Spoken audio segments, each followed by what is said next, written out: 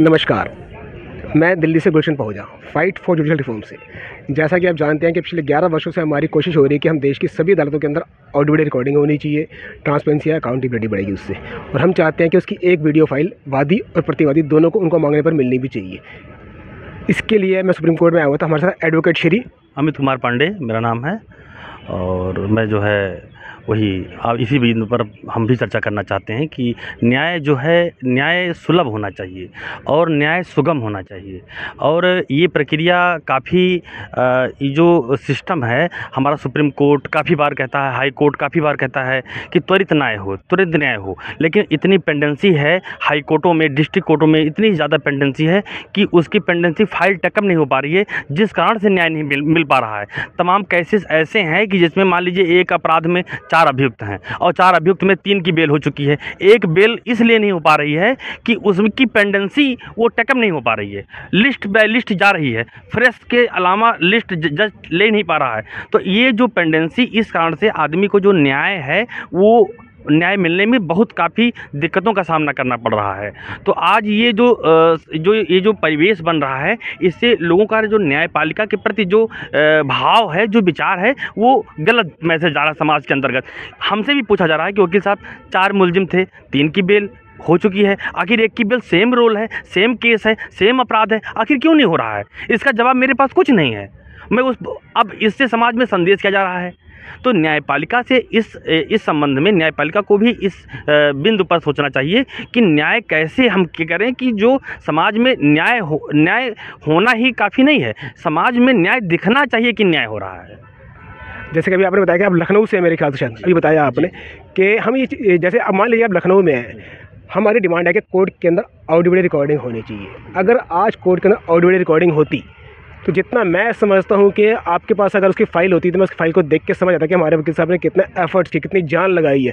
लेकिन उनके सामने बैठे पेंडेंसी के कारण कहिए या कुछ भी कह लीजिए, उसको कोई कारण नहीं दे सकते, लेकिन जज साहब उस पर ध्यान नहीं दे पाए। अगर ऑडियो वीडियो रिकॉर्डिंग होती, आपके पास पिछली 10, 15, 20, 25, 30, 40 जितनी डेट लग चुकी होती है एक केस के अंदर, अगर वो होती तो उसका कितना इम्पैक्ट पड़ता आपके और आपके क्लाइंट के ऊपर, आपका कितना नॉलेज उसमें कितनी गेन होती और देश की जनता के लिए कितना अच्छा है ऑडियो वीडियो रिकॉर्डिंग का होना। उस पर अपने विचार रखिए प्लीज़ आप जी। अब जैसे कि मान लीजिए 138 एनआई एक्ट का केस है, सरकार ने स्पेशल एक्ट बनाया कि इसका डिस्पोजल 6 महीना तक होना चाहिए, लेकिन अब 6 महीना क्या 6-6 साल लग जा रहे हैं एनआई एक्ट के डिस्पोजल होने में।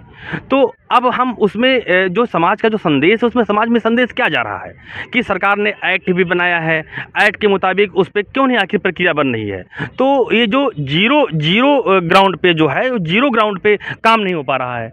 भले ही सरकार कितना भी न्याय बना रही है, कानून बना रही है कि जनता के लिए सुलभ हो, त्वरित न्याय हो, लेकिन उसके बावजूद भी नहीं मिल पा रहा है, इम्प्लीमेंट नहीं हो पा रहा।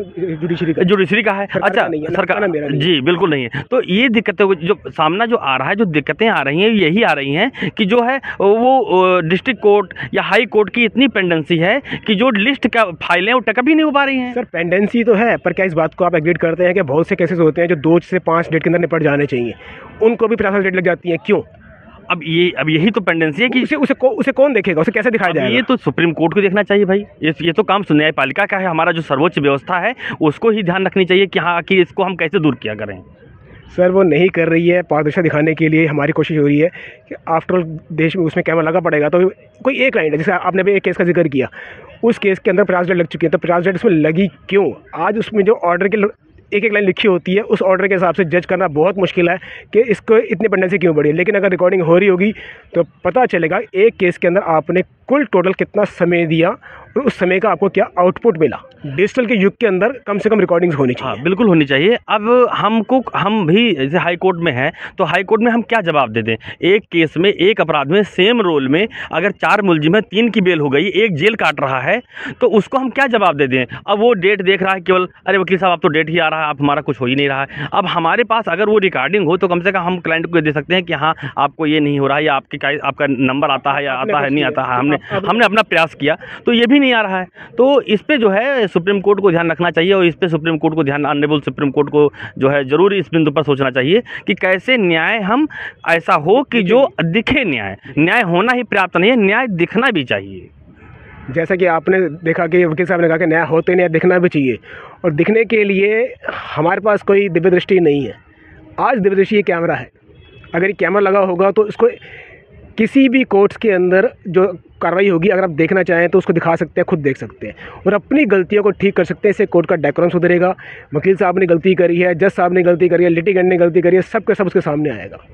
अगर आपको लगता है कि हमारा ये चैनल आपकी आवाज़ को पहुँचा रहा है और इस रिफॉर्म के लिए गहरी प्रयास भी कर रहा है, तो आपसे गुजारिश है कि इस चैनल को सब्सक्राइब करके लाइक कर दीजिए, शेयर कर दीजिए, जिससे कि आपकी आवाज़, हमारी आवाज़ इस कोर्ट के अंदर बैठे हुए जज के डिनर टेबल पर जब बैठे हो, ये खाना खा रहे हो, तो उसको रिकॉर्डिंग देखें और सोचें कि अब उन्हें कल के अपने कोर्ट के अंदर ऑडियो एडिटिंग करवाने के लिए सोचना ही विचारना चाहिए। धन्यवाद आपका।